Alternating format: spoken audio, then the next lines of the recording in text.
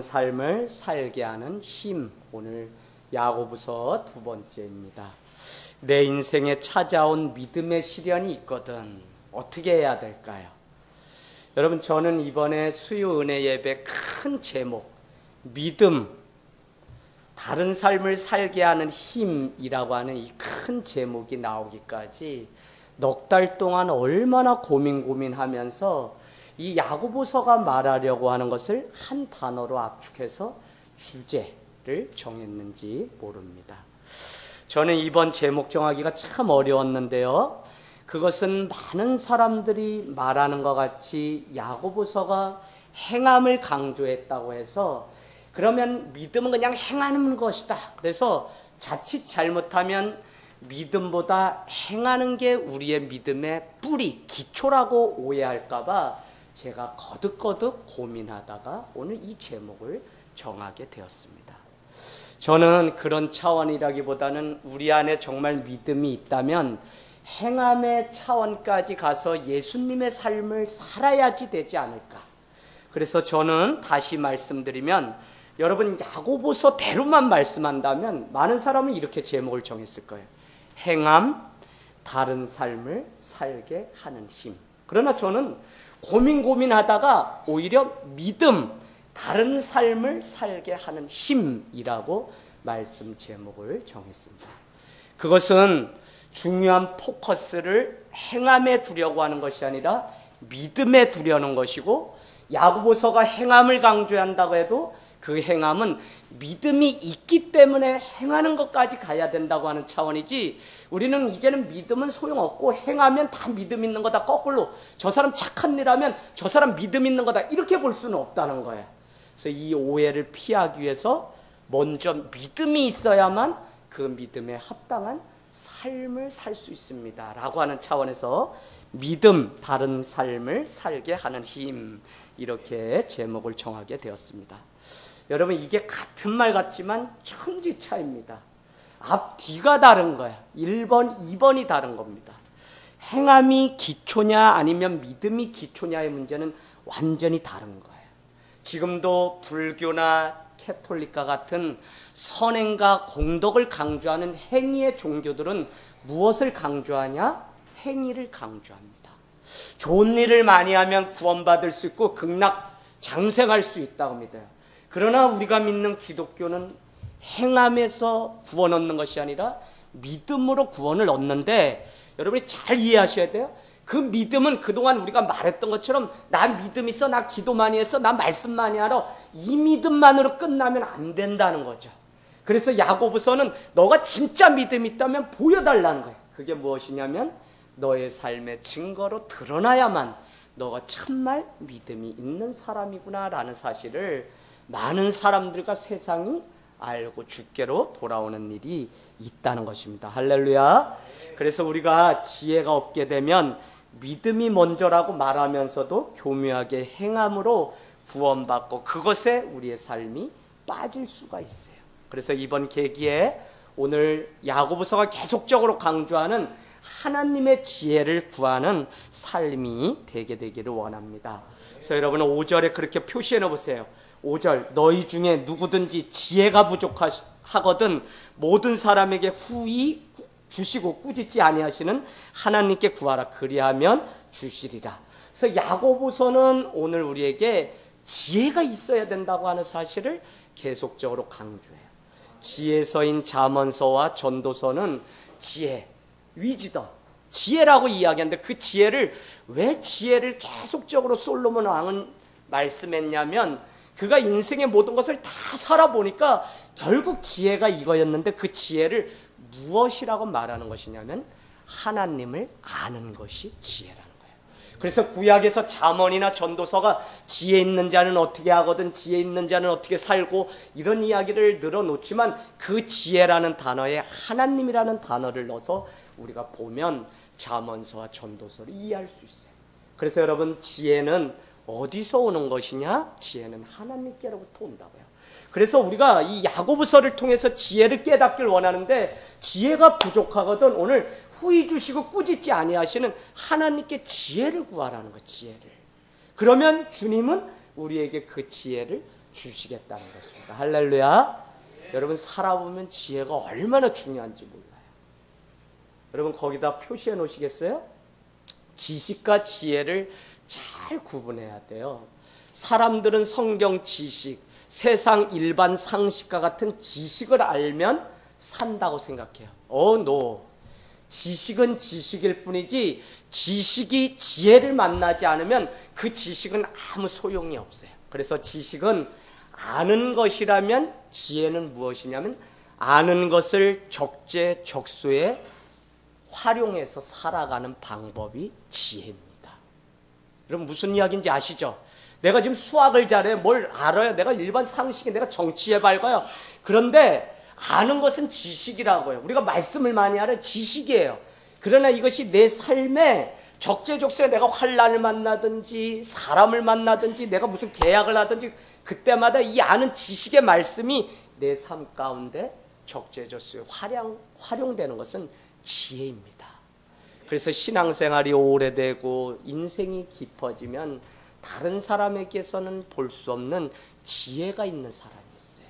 말 잘하는 게 아니에요. 그냥 하나를 같은 것을 보고 같은 사역을 해도 이분이 이렇게 말씀하시면 그렇지 하고 모든 사람들이 수긍하고 그래 그거. 그래서 지혜가 있어야 돼요. 자, 그래서 야고보서를 우리가 보는 동안 지혜를 강구하는 삶을 살기를 원합니다. 여러분 오늘 우리가 드리는 이 예배도 믿음 가운데 드리는 예배가 되기를 원합니다. 오늘 제게 전화가 왔거든요. 목사님, 저 건강에 문제가 있어서 예배 못 나가요. 누가 전화했을까요? 누가 전화했어요? 승준이 누가 승준이라 그랬어요? 승준이 여기 있는데요? 승준인가? 승준이 네가 전화했니? 전화가 왔어요. 승준이에게. 승준아, 건강상의 문제라니 왜 다쳤어? 너 무슨 독감이야? 그랬더니 독감은 아니고요. 오늘 학교 못 간다. 독감은 아니고요. 감기래요. 근데 하루 좀 쉬어야 될 것 같아요. 그래요. 그래서 학교 못 가. 그래서 떼끼 이놈. 야, 감기 걸려서 예배 못 드리고 뭐 못하면 다 예배 못하지. 승준아, 퍼떡 짐 싸서 얼른 온나 하니까 애가 할 말은 많은데 제가 얼른 오라 그래 놨더니 애가 예 그러면서 끊었어요. 난 끊고도 미안도 하고 에이구 저 어린애한테 뭐 그렇게 세게. 그런데요, 지금부터 믿음 생활 예배가 정확지 않으면요 나중에 못해요. 그래서 이 아이가 오늘 왔을 때 제가 이렇게 얘기했어요. 장난으로. 야, 궁뎅이 대. 그래서 발로 때린다니 빨리 똑바로 대라. 딱 그랬더니 돼요. 그래서 제가 널 때리겠니 내가. 승준아 잘했다. 그리고 제가 가슴에 감동이 있어서 안아줬어요. 근데 저도 촥 안겨가지고 같이. 여러분 정말 믿음으로 우리가 살아갈 때 인생을 다른 사람과 차별 있는 삶을 살게 하는 힘이 있다고요. 믿음이 내 안에 정말 무기가 될 때 그것이 다른 사람과 다른 길을 가게 하는데 그게 뭐예요? 행함이라고. 행함. 다르게 행하는 삶. 내가 손해를 보고 내가 매를 맞고 욕을 먹어도 달리. 제가 이번에도 시골 가니까 시골 사람들은 이래서 예수 믿어야 되겠다는 게 뭐냐면 그 부모가 노름을 하고 바람을 피우면 그 자식도 그냥 그렇게 낙인 찍어서 그냥 보는 거예요. 무슨 이야기인지 아시죠? 그냥 저 사람 그런 사람 그러면 시골 사람은 변화라는 걸 기대 안 하고 그냥 저 사람 분명히 그럴 거라고 이미 공식을 정해놓고 사람들을 손가락질하고.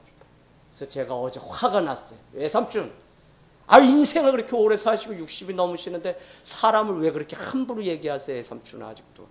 그랬더니 애삼촌이 무슨 이야기신지 모르잖아요. 아직도 산신령 믿고 저기 산에다 제사상 차려놓고 그러시니까 제가 너무 딱해서 세상 살아가는 사람들은 다 이렇게 살겠다. 그러니까 그 동네에 아버지가 술태백이었으면, 우리 강원도 말입니다, 술 주정뱅이였으면 그 자식도 술 안 먹는데도 쟤도 술 먹을 거야, 술 먹을 거야. 이래서 그 아들이 술 고래가 되게 만드는 게 우리 강원도 월현. 그래서 제가 그게 너무 어려서부터 답답해서 난 고향에 와서는 안 산다. 모였다면 낱말하고 수근거리고 마을에 간에 무슨 대회라고 친목 모임은 거기서 싸움이 나고 저 사람 회장 뽑아놨는데도 그거를 그냥 옷 벗기려고 그러고 그 사람이 회장이면 난 안 가겠다는 거야. 어제 우리 동네 우리는 파터냐고 바빴지만 대동개라고 우리 동네에서 가장 큰 개 모임이 있었어요. 그냥 마을이 전체. 그거는 다른 것도 아니야. 뭐 성황당 어디다 모시고 뭐 몇 번 제사 지내고 마을 기우제 지내는 그런 건데, 서울 외지에서 또 누가 왔는데 그 사람을 총무를 시켰다고 앞으로는 또 그 모임에 난 안 가네 하면서 팥 떨면서 막 이모네 형님하고 막 얘기했어. 아유, 이놈의 시골은 한 번 찍히면 거기서 끝나. 그냥 저기 어디 산에다 오두막 지고 따로 살아야지, 사람을 그런 식으로 매도하는 거는 그 사람의 영혼을 망가지게 하는 거예요. 그래서 우리가 정말 주일에 보는 것처럼 오네시모가 변했다니까요. 그래서 우리는 변화될 수 있다고 믿고 그 영혼을 향해서 기도를 날마다 하고 사랑해야 되는 이유가 있다면 그가 변한다고요. 근데 이게 아니라 당신은 또 그럴 거야, 당신은 또 그럴 거야, 이렇게 계속하면 그러지 않는 사람도 그렇게 되잖아요. 그래서 참 믿음이 우리한테 얼마나 필요한지를 제가 다시 생각해 보게 됐습니다.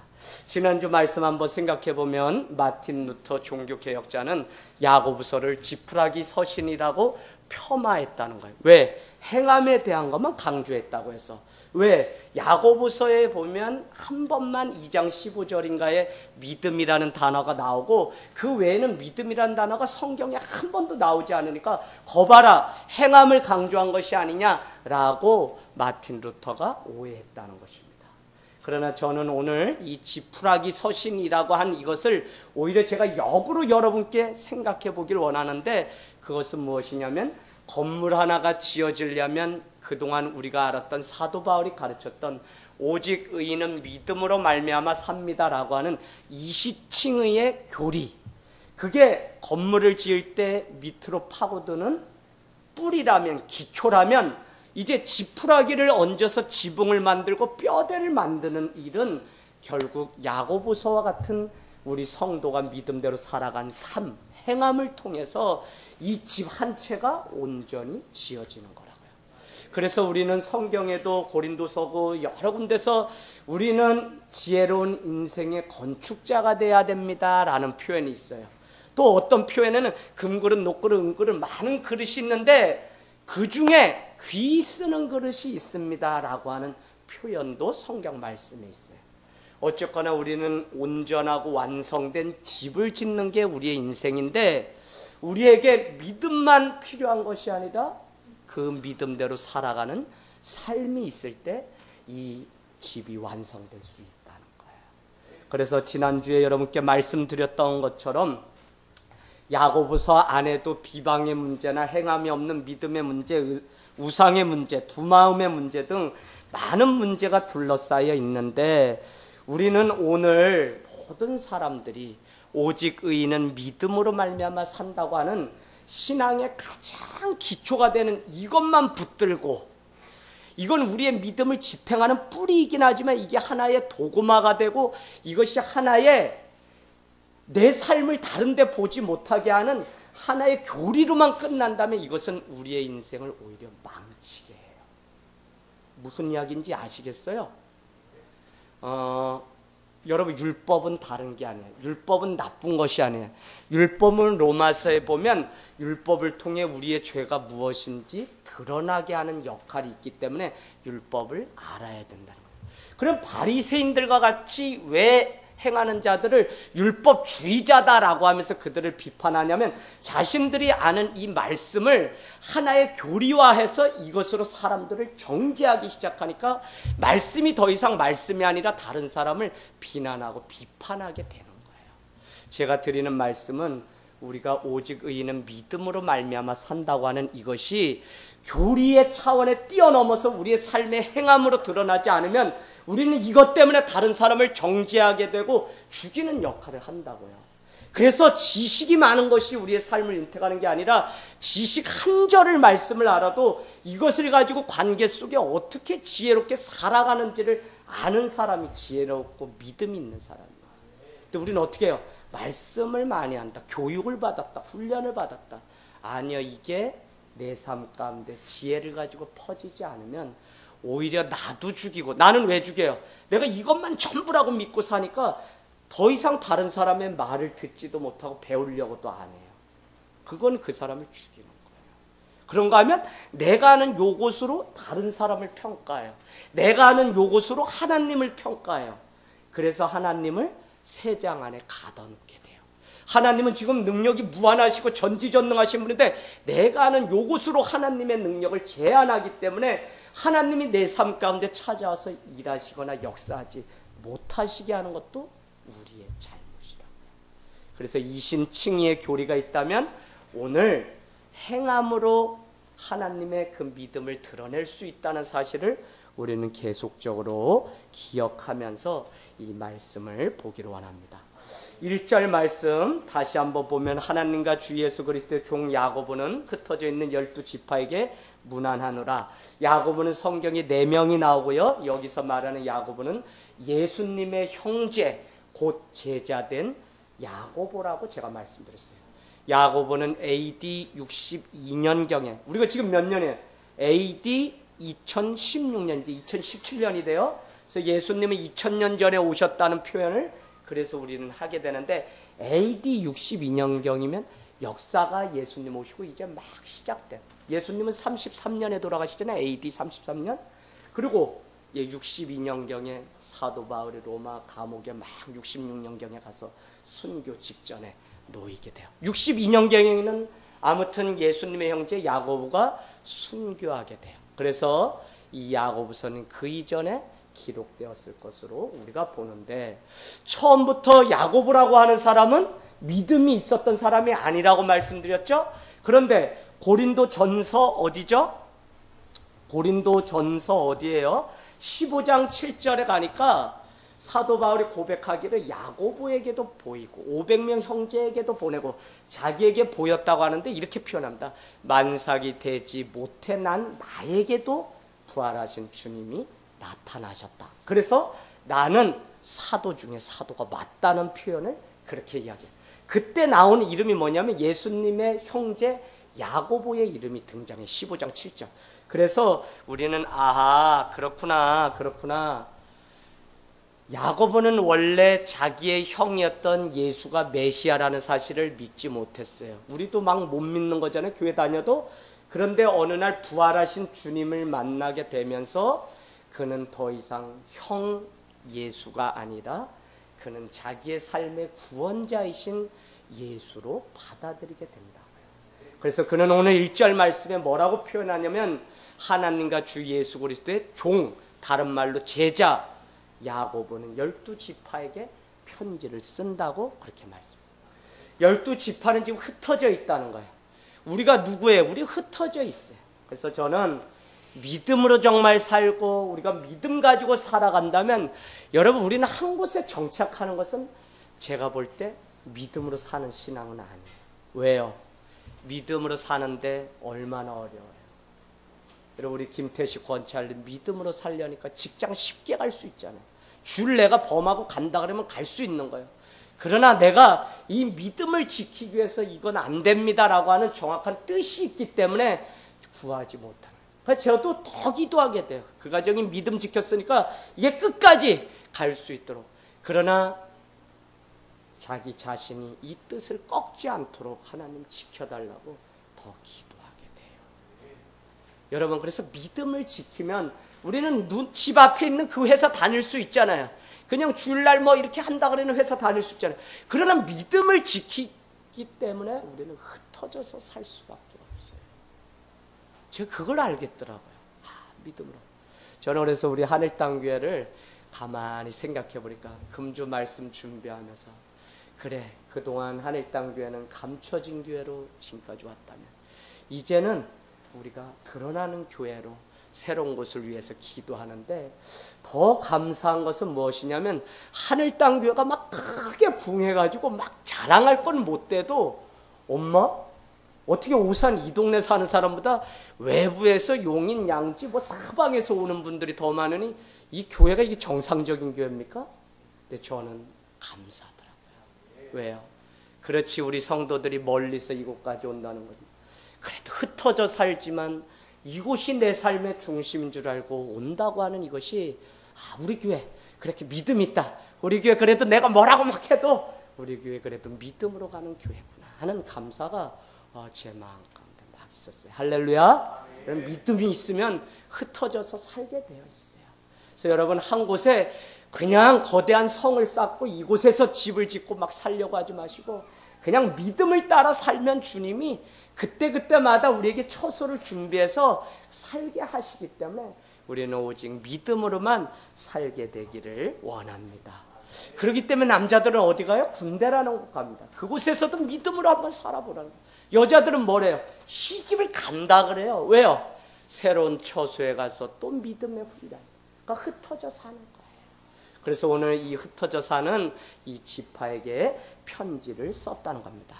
자, 여러분 이제 이 말씀으로 오늘 2절 말씀 좀 보려고 그래요. 2절 말씀이 내 형제들아 너희가 여러 가지 시험을 당하거든 온전히 기쁘게 여기라.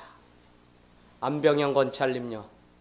내가 시험을 당하고 했는데 기쁘게 살 수가 있어요? 힘들어요. 특별히 아무리 건강을 자랑해도 저도 일찍이 제가 신장이 안 좋아서 이렇게 한번 하고 나니까 그렇구나. 건강도 자랑할 게 못 되는 거 있죠. 그러니까 일찍이 하나님이 그냥 어디 멀리 도망갈까 봐 꺾어서 그냥 여기에 놓은 것 같아요. 그래서 지금은 감사한데 이게 자다가 심장이 멎으면 죽는다고 비상약을 주니까 이거 붙들고 자는 게 잠이에요? 오늘 자다가 내일이 올지 모른대. 애따 모르겠다. 이거 붙들고 내가 못 살지. 그냥 버려버리고 그 대신 1년에 한 차례씩 늘 검사를 정기적으로 잘하자 하고 저도 그 죽음과 사투를 벌이면서 제 삶이 일어서기까지 건강의 문제도. 그런데 오늘 중요한 것은 2절에 보니까 여러분이요 여러 가지 시험을 당하거든 어떻게 하라고요? 온전히 여러분 표시해 놓으세요. 온전히 기쁘게 여기라. 아니 시험을 당했는데 무슨 재산을 잃고 건강을 잃고 손해를 보는데 핍박을 당했는데 온전히 기뻐하라는 것이 이게 말이 되냐고요. 안 되잖아요. 근데도 야고보가 우리한테 위로한다는 것이 뭐라고 말씀하시면 온전히 기뻐하라는 것이에요. 여러분 이게 하나님의 마음이고 이게 주의 종의 마음이라니까요. 제가 오늘 승준이 이야기했어요. 너 입을 깔고 편안히 평생 자라. 이렇게 말해줄 수 있어요. 그러나 주의 종이기 때문에 하나님의 마음이기 때문에 너가 이 상황 가운데서도 하나님 앞에 예배자가 되었으면 좋겠다고 말할 수밖에 없어요. 여러분이 정말 리더가 되고 주님의 마음이 있게 되면요. 여러분도 일어나세요. 그래도 일어나세요. 그래도 예배하세요. 그래도 기도하세요. 이게 우리가 한 영혼을 살리는 방법이지 그냥 푹 주무세요. 영원히 잠드세요. 이건 뭐예요? 죽으라는 얘기죠? 이건 아니잖아요. 그래서 여러분 우리가 지혜가 있으면 우리가 어떻게 말을 해야 되는지 내년도 표어가 뭐냐면요. 기도하고 말하라. 기도하고 봉사하라. 기도하고 결정하라. 에베소서 6장 18절 말씀. 이제 다음 주에 현수막 걸릴 텐데 주제를 기도하고 해요. 기도하고. 기도보다 앞서면 안 돼요. 기도하고서 결정하고 기도하고 일하고 기도하고 봉사의 일을 해야 돼요. 교회 아무리 좋은 일 내가 한다 해도 기도 없이 하면 자기의 일이 돼요. 기도하지 않고 하면요. 하나님의 지혜를 구하지 못하기 때문에 우리는 날마다 실수와 실패의 연속일 수 있다는 것입니다. 그래서 어떻게 어떤 시험, 여러 가지 시험을 당해도 온전히 우리가 기뻐할 수 있을까라고 질문을 던졌더니 3절로 가보세요. 이는 너희 믿음의 시련이 인내를 만들어내는 줄 너희가 뭐라고요? 알미라. 알매 여러분 표시했어요. 알매 표시하세요. 네, 3절. 여러분 우리가 시험을 당하고 어려움 당하면 왜 어렵냐면 이 문제가 어디서 왔는지 실타래가 풀리지가 않는 거예요. 막 내가 왜 이 어려움을 당하지?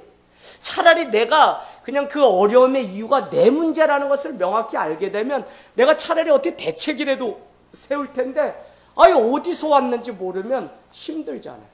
그런데 오늘 야고보 사도는 너희가 여러 가지 시험을 당하거든 온전히 기뻐하라는 이유는 3절에 알기 때문이라는 거예요. 안다는 게 중요해요. 하나님의 뜻이 어디 있는지 아는 것이 중요하다고요. 하나님이 왜 나의 건강과 나의 재산과 우리 자녀가 속썩이고 이런 문제들, 우리 사업장의 문제가 왜 생겼는지 내가 알게 되면 이 시험은 더 이상 시험이 되지 않아요. 왜요? 하나님의 감춰진 계획이 있다는 사실이에요. 그렇구나. 하나님이 여기까지도 인도하셨는데 이제 다 걷어갔다면 앞으로 또 채워주실 분도 하나님이구나 라는 사실을 우리가 알게 되면 더 이상 이것은 시험이 아니라 시험에서 벗어나서 어떻게 해요? 간증하게 된다니까요. 제 우리 정혜경 와치할래 잠깐 이야기 났지만 에이구 이렇게 동네분이 교회를 문의하고 이렇게 해요. 왜 그러겠어요? 교회 아픔을 겪고 있었던 분이죠. 그러면 우리 권찰님이 이미 그죠? 교회 아픔 다 겪어봤죠. 그러니까 이제는 아픔을 얘기할 수. 그럼 뭐 해야 돼요? 나의 상처, 나의 시험, 나의 고난이 간증의 도구가 되고 선교의 도구로 바뀐 거예요. 왜요? 알기 때문에 그런 거예요. 알기 때문에. 그래서 여러분 거기다 또 표시해 놓으세요. 3절 믿음의 시련이라는 말에 표시해 놓으세요. 믿음의 시련. 김용희 집사님 이게 되게 중요합니다. 위에 시험이 나왔고 3절에는 시련이 나왔는데 야고보 사도는 우리에게 뭐라고 말씀하냐면 너가 당하는 어려움은 다 믿음의 시련이라는 거예요. 믿음의 시련. 그 말은 무엇이냐면 마치 100세 되어서 아브라함에게 그 아들을 드리라고 했던 그것이 믿음의 시련, 믿음의 시험이었다니까요. 그래서 이 테스트를 통과했을 때 아브라함은 드디어 믿음의 조상이 될 수 있었던 거예요. 그래서 우리가 이거 내가 믿음 드릴지 안 드릴지를 보는 믿음의 시련이구나 라고 하는 사실을 오늘 야고보는 알기 때문에 여러분은 기쁘게 온전히 그 시험을 당하십시오 라고 그렇게 이야기해요. 근데 더 재밌는 거 여러분 이 믿음의 시련이 뭐를 만들어낸다 그래요? 그 3절 보세요. 뭐를 만들어내요? 인내 여러분 아주 동그라미 쳐놓으세요. 혜인아 믿음의 시련이 없이는 너가 인내를 배울 수가 없어. 그거 믿니? 무슨 얘기인지 알지? 우리는 나이를 먹고 어른이 된다는 것은 시련을 통과했다는 거예요. 근데 우리 믿는 사람은 이 순간순간을 어떻게 넘기는 거냐면 믿음의 시련이라고 믿고 넘기는 거예요. 믿음의 시련이라는 표현은 달리 말하면 이 시련을 누가 주었다는 거예요? 하나님이 나를 성숙하게 하시려고 시련을 주셨다. 그래서 온전히에다 여러분은 같은 단어로 성숙이라고 써놓으셔야 돼요. 성숙. 여러분 우리가 믿음 생활하는데 온전해진다는 것은 성숙해야 돼요. 그 성숙은 뭐냐면 하나님 예수님을 닮아가는 것을 우리는 성숙한 믿음이라고 이야기해요. 그러면 이 성숙 온전한 믿음을 어떻게 하나님은 만들어 가시냐면 매일 우리가 당하는 그 믿음의 시련을 통해서 우리를 온전한 사람으로 만들어 가신다. 무엇을 통해? 믿음의 시련을 통해 인내를 알게 함으로, 인내를 배우게 함으로 우리의 믿음이 자라가게 하신다고요. 그러니까 교회 다닌 사람들은 어떻게 해요? 누가 뭐 어려운 일 있다 그러면 다 주변에 모여서 어떻게 해요? 주변에 모여서 다 얘기해. 아유 집사님 나도 애 첫아이 그랬었고 나도 우리 남편 사업 그래서 아유 괜찮아. 지하방에도 내가 살아봤는데 다 일어나. 믿음 가지고 산 사람들은 믿음의 시련이 없는 사람이 없어요. 믿음의 시련이 많으면 많을수록 그 사람은 하나님의 축복이 더 많다는 사실을 아셔야 돼요. 그래서 우리에게 예레미야나 이사야는 우리에게 이런 표현이 있죠.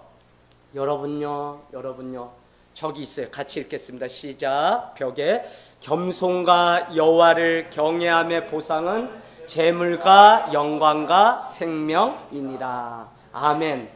여러분 이사야는 뭐라고 또 말씀하냐면 여러분 흑암 중에 감춰놓은 보물을 여러분에게 주려고 내가 이 어려움을 여러분에게 주었습니다 라고 하는. 흑암을 통과해보지 않고는 보물이 무엇인지 알 수가 없어요. 이탈리아산 저기 그 향수가 가장 유명한데 그 향수는 왜 유명하냐면 저녁이 오면 그 다음날 새벽 이슬이 있는 그때의 그 잎사귀를 따서 향수를 만든다 그래요. 여기에는 의미가 큰 거예요. 진한 향기. 정말 저 사람에게 사골 국물과 같은 진한 향기가 나는, 예수 향기가 나는 사람은 긴 밤을 통과하는 그 일들을 통해서만 가요. 이 과정이 없는 사람, 믿음의 시련이 없는 사람은 남의 일에 대해서 참견은 하지만 말을 너무 쉽게, 아니 그게 뭐 어려워, 그냥 쉽게 돈 몇 푼 주면 끝나는 일이지. 그런 일이 아니라고요. 이 사람은 지금 죽고 사느냐의 문제인데 너무 말을 쉽게. 왜 그래요? 이와 같은 과정을 통과해 본 적이 없는 분이에요. 여러분이 아무나 사귀지 마시고요, 믿음의 멘토가 있어야 돼요. 그리고 멘토는 나보다 인생의 굴곡이 심한 사람을 만나보셔야 돼요. 그런가 하면 나보다 사랑을 많이 받아서 정말 모나지 않은 사람도 만나보셔야 돼요. 그런데 적당히 훈련받지 못하면 그 훈련은 내가 다 받아야 돼. 내가. 여러분, 그래서 이 사람 저 사람 아무 사람이나 우리는 만나죠. 근데 백해무익이에요. 내 인생에 지금 무슨 도움이, 내 믿음이 자라요? 전혀 자라지 않으면 우리는 끊을 거 끊을 수 있어야 돼요. 여러분, 사업 파트너 다 그래요. 돈 때문에 만나는 것 같지만 사실은 우리는 다 영적인 만남이고요. 하나님이 이 만남도 믿음의 시련을 우리에게, 인내를 배우게 하시려고 하신 거라면 우리는 사람도 잘 만날 수 있는 지혜가 있어야 됩니다. 여러분, 우리가 어려움을 당하고 믿음의 시련을 당하면 많은 사람들은 너무 절박하기 때문에 노하우를 배우려고 하고 해결책에 귀가 크게 열려요. 그래서 사람이 뭐 어떻게 한다 그러면 금세 그 사람을 의지하고 외로움, 고독, 이것을 다 사람 만나서 해결해요. 이 사람 절대적으로 주님의 제자가 못 돼요. 갈라디아서 1장이 우리에게 말씀합니다. 너는 사람을 기쁘게 할 건지 오늘 예수 그리스도를 기쁘게 할 건지. 네가 만일 사람을 기쁘게 하는 인생의 네 삶을 날마다 산다면 너는 그리스도의 제자가 아닙니다. 여러분, 우리가 그리스도의 제자가 되는 게 우리 신앙의 목표인데, 여러분, 우리가 사람을 의지하면 안 돼요. 시편도 우리에게 아무 도울 힘이 없는 귀인을 의지하지 말라고 우리에게 이야기합니다. 귀인이라고, 우리는 저 사람 하나님 보내신 귀인이에요. 잘 보셔야 돼요. 귀인인지 아닌지. 자칫 잘못하면 그 사람이 내 인생을 빼앗아가는 사기꾼일 수 있다는 거예요. 그래서 아무나 백해무익인데 우리가 만나서 이겨는요? 아니에요. 제가 나이가 계속 들고 이러면서 저도 사람 좋아해서 사람들 많이 만나고 인맥 좋은 거 한때는 자랑했는데 백해무익이에요. 작은 음악회 한다니까 막 여기저기서 연예인들 막 끌어댄다고 저한테 막 연락 줘요. 연예인 아무 소용없고요. 우리는 그냥 무명 같은데 그 사람이 이런 마음 가지고 와서 같이 하는 사람을 원하지, 저는 그런 인맥이 제가 없어서 안 하는 게 아니에요. 제자들이 다 연예인이고 탤런트고 영화 배우고 다 그런 사람들인데 못 불러오겠어요? 불러오지. 근데 그렇게 하는 작은 음악회가 아니에요. 다른 거예요. 여러분, 사람을 의지하지 않게 되기를 원합니다. 사람은 기도하고 섬기고 그와 함께 하나님의 나라를 이루어가는 대상이지 아무것도 아니라는 것입니다. 여러분, 믿음의 시련이 없이는 우리는 인내를 배울 수 없습니다. 그래서 로마서 3장 3절에서 5절, 여러분 써놓기만 하세요. 로마서 3장 3절에서 5절. 우리가 환난 중에도 즐거워하나니 이는 환난은 인내를, 인내는 연단을, 연단은 소망을 이루는 줄 알미로다. 아멘. 소망이 우리를 부끄럽지 아니하게 하노니 이것은 우리에게 주신 성령으로 말미암아 하나님의 사랑이 우리에게 분바되었기 때문에 우리가 부끄러움을 당하지 않는다는 거예요. 어쨌거나 환난은 인내를, 인내는 연단을, 연단은 소망을 이루게 하는 줄 알미로다. 너희에게 소망이 있어 부끄럽지 않게 함은 하나님의 사랑이 우리에게 분바되어서 우리가 부끄러움을 당하지 않는다는 거예요. 이게 뭐예요? 믿음이잖아요. 하나님의 사랑을 날마다 우리가 느끼고 체험하는 게 믿음이잖아요. 그래서 그 믿음 때문에 부끄러움을 당하지 않는다는 겁니다. 여러분, 어쨌거나 로마서 말씀도 우리에게 인내만이 연단과 소망을, 진짜 소망을 갖게 한다는 거예요. 소망이 아니라 세상이 말하는 꿈, 뭐 이런 거는 허황된 게 얼마나 많아요. 나의 욕심. 그래서 오늘 야고보서 1장 9절인가도 가면 여러분이 구하여도 얻지 못하는 이유는 정욕으로 잘못 쓰려고 구하기 때문에 얻지를 못합니다. 그래서 우리에게 필요한 것은 지금도 지혜가 필요하다. 하나님의 지혜. 할렐루야. 그래서 여러분, 야고보 사도는 역시 우리가 당하는 믿음이 시련이 인내를 만들어낸다는 사실을 알기 때문에 2절 말씀과 같이 온전히 기뻐하십시오라고 말씀하고 있습니다.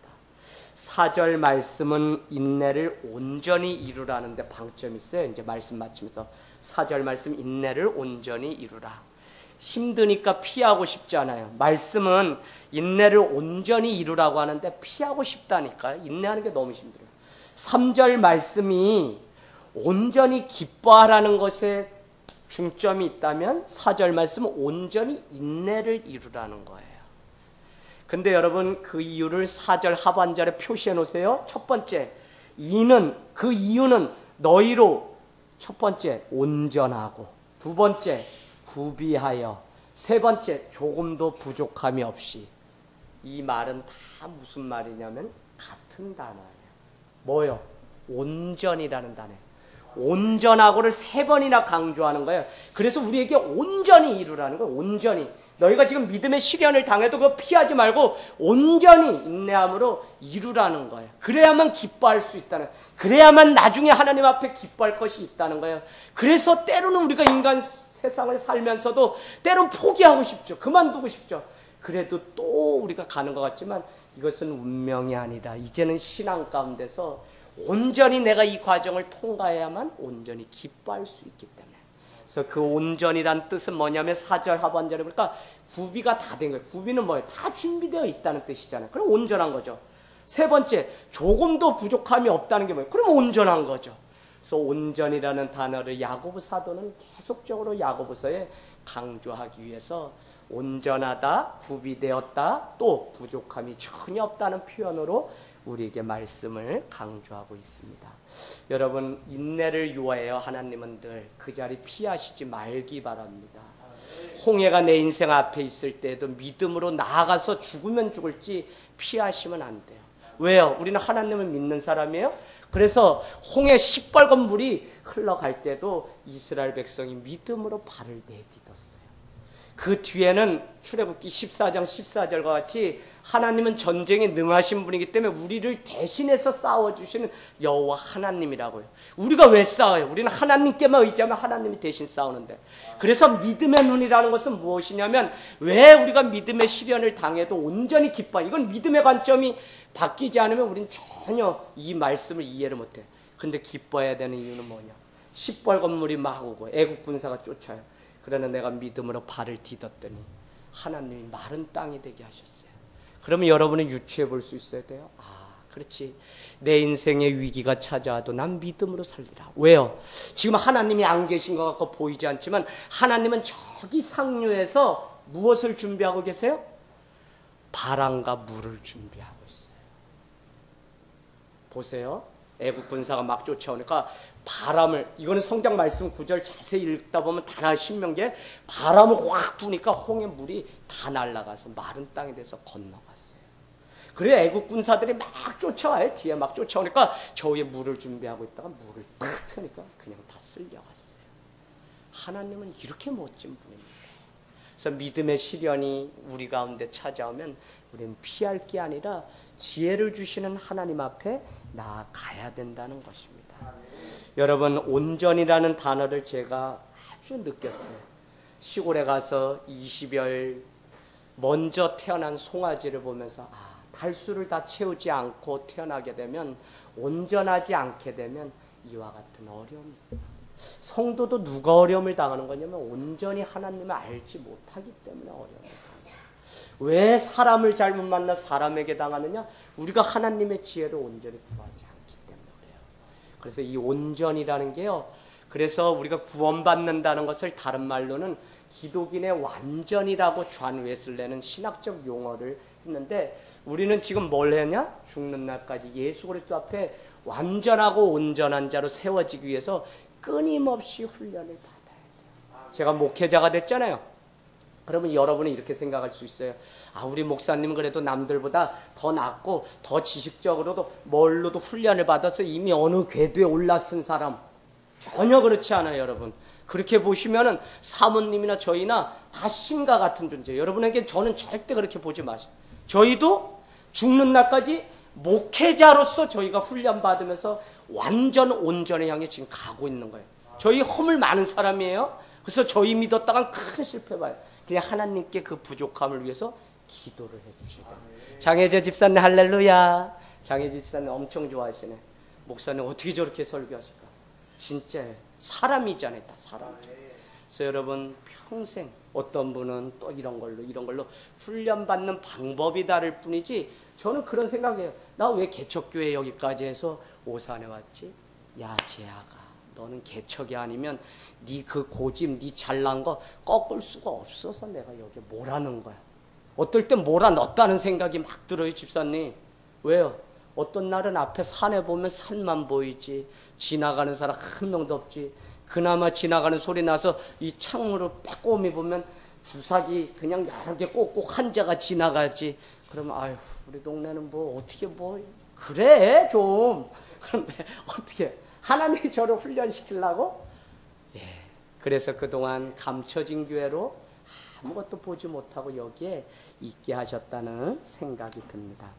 여러분 오늘 말씀 마치면서 그렇다면 우리가 어떻게 온전해진다고 성경은 말씀하는가? 오늘 이것만 여러분이 아시면 오늘 말씀 다 되는 겁니다. 디모데후서 3장 16절 17절로 가서 읽고 마치겠습니다. 디모데후서 3장 16절 17절. 우리가 온전해져야 되는데 그럼 어떻게 온전해지는 거예요? 우리가 뭐 방법을 알려줘야지. 성경은 우리에게 답을 줍니다. 디모데후서 3장 16절 17절. 자, 여러분 마음에 감동 있으면 아멘 하시고 우리 마치도록 하겠습니다. 자, 디모데후서 3장 16절 17절 같이 천천히 읽겠습니다. 시작. 모든 성경은 하나님의 감동으로 된 것으로 교훈과 책망케 함과 바르게 함과 의로 교육하기에 유익하니 이는 하나님의 사람으로 온전하게 하며 모든 선한 일을 행할 능력을 갖추게 하려 함이라. 아멘. 아멘. 디모데후서 3장 16절 17절은 성경은 하나님의 감동으로 된 것으로 의와 바르게 함과 책망과 교훈으로 하기에 유익하니 이것은 하나님의 사람으로 온전하게 하기 유익한 책. 할렐루야. 그래서 우리가 온전해지고 완전해지는 방법은 다른 거 없어요. 주의 말씀을 알고 그 말씀대로 살아가고 그 말씀의 깊이와 넓이를 온전히 깨달아서 무언가 다른 삶을 살아가는 거예요. 그거를 알 때 믿음의 시련이 우리에게 와도 우리는 인내를 만들어내는 기회고, 인내를 잘하는 자가 마지막에 구원을 얻는다는 사실을 알고 결국은 하나님의 시험이구나, 테스트구나, 이거 잘 통과해서 믿음 한 단계 더 올라가야 되겠다고 여러분이 하나님 앞에 더 기도하는 주의 인정받는 일꾼이 되시길 주의 이름으로 축원을 드립니다.